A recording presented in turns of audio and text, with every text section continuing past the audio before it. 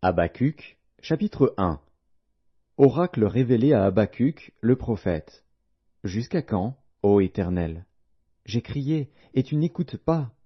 J'ai crié vers toi à la violence, et tu ne secours pas. Pourquoi me fais-tu voir l'iniquité, et contemples-tu l'injustice? Pourquoi l'oppression et la violence sont-elles devant moi? Il y a des querelles, et la discorde s'élève. Aussi la loi n'a point de vie, la justice n'a point de force. Car le méchant triomphe du juste, et l'on rend des jugements iniques.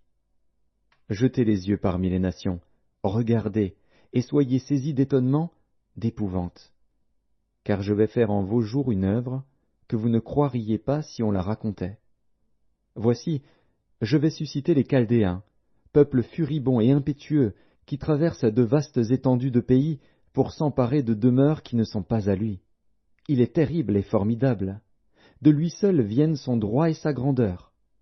Ses chevaux sont plus rapides que les léopards, plus agiles que les loups du soir, et ses cavaliers s'avancent avec orgueil. Ses cavaliers arrivent de loin. Ils volent comme l'aigle qui fond sur sa proie.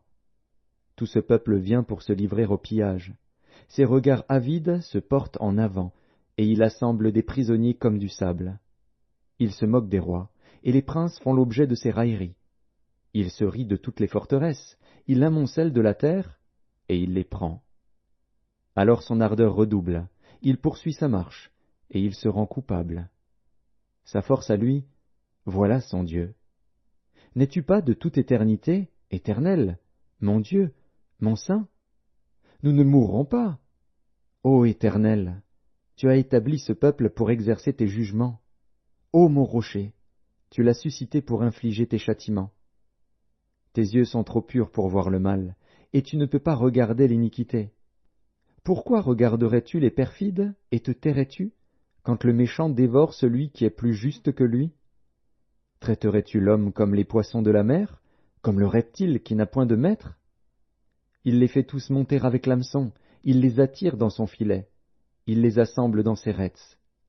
Aussi est-il dans la joie et dans l'allégresse. C'est pourquoi il sacrifie à son filet, il offre de l'encens à ses rets.